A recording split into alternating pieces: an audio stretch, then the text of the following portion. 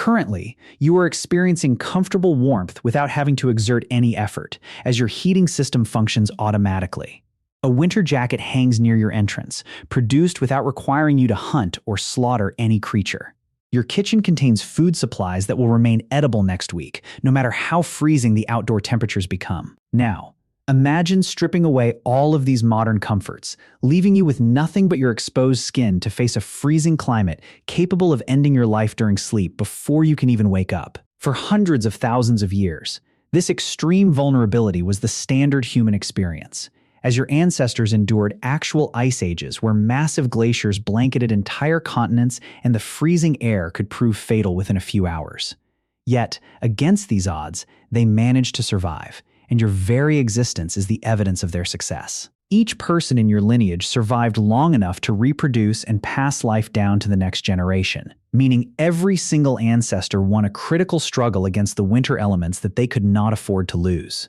How was this accomplished by a physically vulnerable, hairless species that originally evolved in the warm climate of Africa, enabling them to endure the most severe cold this planet has ever directed at humanity? This is the remarkable history I want to share, as it represents one of the most extraordinary survival stories in existence, though few realize how close our species came to total extinction. We must be realistic about the conditions they confronted, since the word winter might suggest nothing more than a chilly afternoon spent by a campfire, whereas the reality was far more severe. The peak of the last ice age occurred approximately 26,000 to 19,000 years ago, when massive glaciers covered large portions of Europe, Asia, and North America. The landscape was flat, frozen, and wide open, offering no natural barriers to block the freezing winds, and trees were extremely scarce. Sources of food disappeared for months on end, and the human body is simply not designed to withstand such conditions, having originated in warm climates where our biological systems still function best. We lack a thick coat of protective fur, we do not possess a dense layer of insulating blubber like a seal, and we cannot lower our heart rate to hibernate through the winter like a bear. If you strip the clothing off a human in extreme cold, they will survive for only a few hours rather than days, as the body quickly shuts down and life ends. In contrast, the surrounding wildlife was biologically adapted to the freezing environment, with mammoths possessing thick fur and fat, cave bears hibernating, and reindeer migrating long distances to warmer regions. Human beings possessed none of these biological advantages, meaning that on paper, we should have been among the first species to perish when the global temperature dropped. We had the wrong physical traits, lived in the wrong environment, and faced the worst possible timing.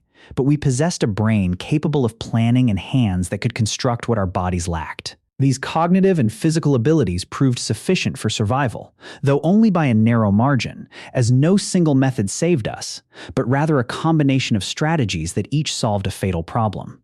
This is the explanation of how they succeeded, beginning with the control of fire, which was the essential foundation for all other survival methods. Hominids had already been utilizing fire for at least 300,000 to 400,000 years, and by the peak of the Ice Age, it was no longer a luxury, but the central element of survival, which they managed with great skill. Archaeologists excavating prehistoric hearths in Ukraine expected to find evidence of simple, small fires, but instead uncovered highly structured fireplaces, including one that had reached temperatures exceeding 600 degrees Celsius or 1100 degrees Fahrenheit. When firewood became scarce on the open plains, they substituted animal fat and bones to keep the flames burning, which provided warmth, cooked food, hardened wooden implements, and extended daylight during dark winter months. Next, they developed ways to transport heat with them, solving the limitation of stationary fire, which leaves you exposed to the freezing air the moment you step away from it.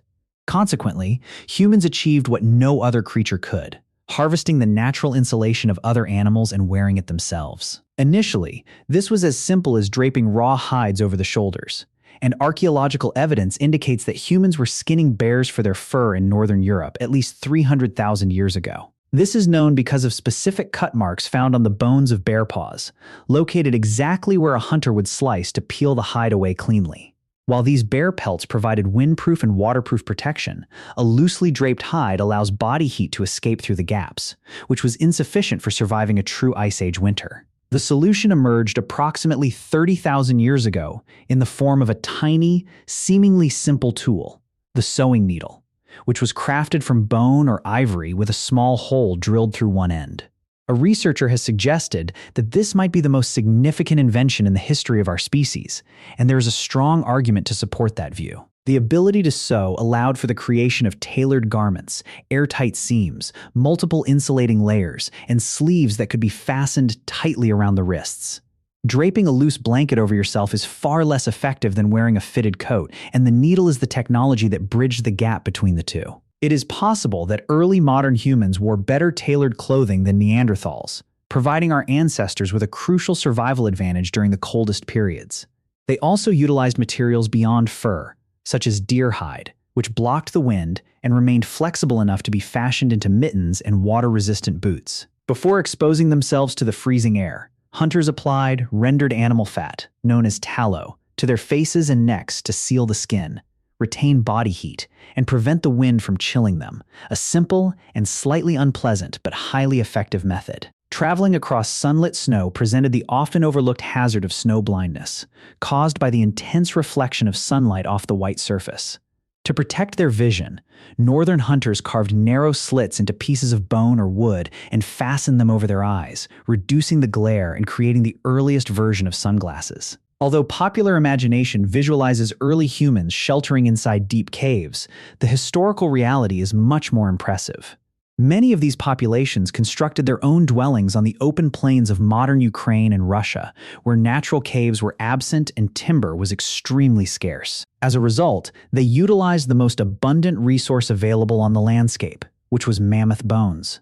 At the archaeological site of Mezhirek, researchers discovered circular structures built almost completely from the bones and tusks of mammoths. Large skulls and heavy leg bones were partially buried to form a foundation, while curved ribs and tusks rose upward to create the roof frame, incorporating hundreds of bones into a single dwelling.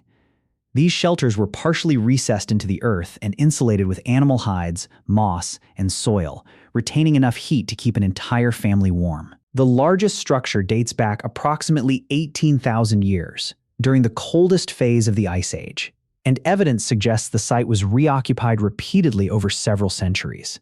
These represent some of the earliest examples of architecture, showing how humans constructed homes from giant animal remains using sophisticated design principles. Numerous winter shelters featured a cold trap entrance, where the doorway was excavated at a lower level than the raised sleeping platform.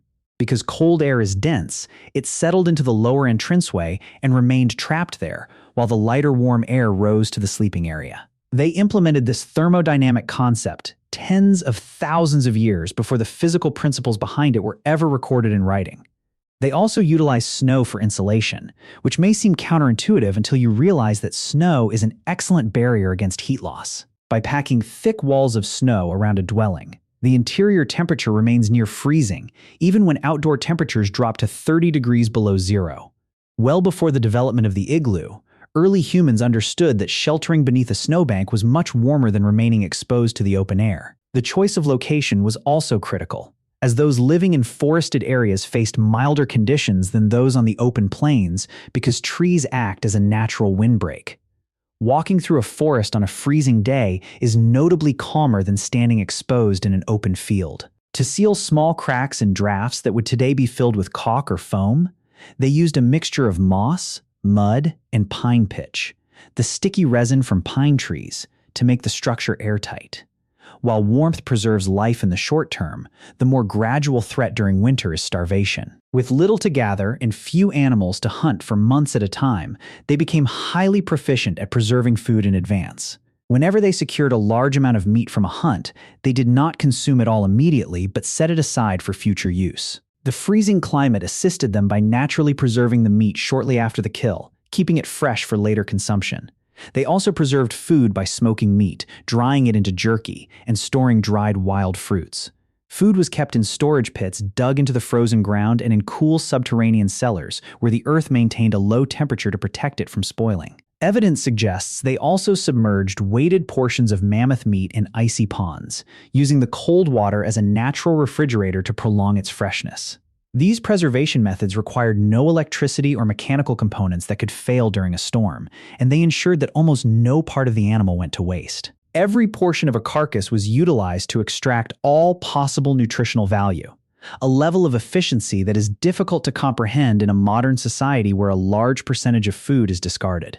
Hunting was also highly structured, such as at a site in eastern France near a prominent limestone cliff, where hunters used fire and coordinated group tactics to drive herds of wild horses and reindeer into a natural geographic trap. This strategy was repeated at the same location for tens of thousands of years, allowing them to secure large quantities of meat, dry it, and store it for the winter, which was the primary reason they survived. An important detail is that these populations fully anticipated the arrival of winter, structuring their entire annual cycle around preparation for the cold months. In contrast, modern humans are often caught unprepared, assuming that utility systems will always function and reacting with surprise to severe storms, whereas ancient people were never caught off guard. A significant portion of their year was dedicated to winter preparation, and they relied heavily on social cooperation to survive. Many more individuals shared a single dwelling than modern people would tolerate, living in close quarters intentionally because collective body heat served as an effective source of warmth. An individual who slept alone in a separate space was not considered fortunate, but was instead cold and vulnerable. During sudden drops in temperature, those living in isolation, particularly the elderly, were typically the first to perish because they had no one nearby to share body heat. However, this cooperative lifestyle does not mean that Ice Age populations lived in constant peace, as daily life was incredibly harsh. Natural resources were scarce, and there were times when human groups posed a direct threat to the survival of other humans. Physical evidence confirms that some ancient human populations resorted to cannibalism as a desperate means of staying alive. When food supplies were completely exhausted, these communities sometimes had no alternative but to adopt the most extreme measures to avoid starvation. They also utilized animals as a source of warmth, such as during severe winters in medieval Europe and Russia, when peasants brought livestock like cows and sheep directly into the lower level of their homes. The livestock generated a substantial amount of body heat that rose to warm the family living on the floor above, meaning people essentially lived over a heating source powered by their animals. In some cases, the exposure to extreme cold was so prolonged that human populations developed physical adaptations over generations. The Yagan people, residing at the freezing southern tip of South America, survived in a cold climate while wearing minimal clothing. To endure these conditions, their metabolic rates were higher than ours, allowing their bodies to generate more internal heat. They also rested in a deep squatting posture that kept their limbs close to their torso, minimizing the amount of body heat lost to the air. Their primary defense against the cold was not clothing, but rather their own physiological systems operating at a higher thermal output. Beyond these adaptations, there is an even more unusual hypothesis suggesting that some early human ancestors survived the winter by hibernating. At an archaeological site in Spain known as the Pit of Bones, researchers analyzed the remains of early human ancestors who lived approximately 430,000 years ago during a glacial period. The fossilized bones show unusual, cyclical damage patterns, including seasonal markings, interrupted growth cycles, and signs of vitamin D deficiency from lack of sunlight, with adolescents showing disrupted physical development. This matches the physiological patterns observed in hibernating animals, whose metabolic processes slow down, causing them to stop feeding and consume their own bodily reserves. The researchers propose that these ancient humans, lacking sufficient high-fat food to survive the winter, may have retreated into caves and entered a state of deep dormancy to wait for warmer weather. This hypothesis remains unresolved, as many scientists dispute the theory and attribute the bone damage to other factors like disease or malnutrition. Although modern humans are incapable of hibernation, the concept is intriguing enough that researchers continue to debate its possibility. Therefore, the idea that some of your ancestors survived the winter by entering a bear-like state of dormancy cannot be easily dismissed. For the vast majority of human history, surviving until spring was never guaranteed, as each winter was a critical test where failure resulted in death. The most remarkable aspect is the speed of this transition, as in just a few thousand years, a tiny fraction of human history, we went from building shelters out of mammoth bones to controlling our indoor climate with the press of a button. The most lethal environmental threat our ancestors confronted has been reduced to a minor inconvenience that we complain about during a short walk to a heated vehicle. Humanity has overcome the cold so thoroughly that the majority of people have forgotten that surviving the winter was once a desperate struggle we were close to losing.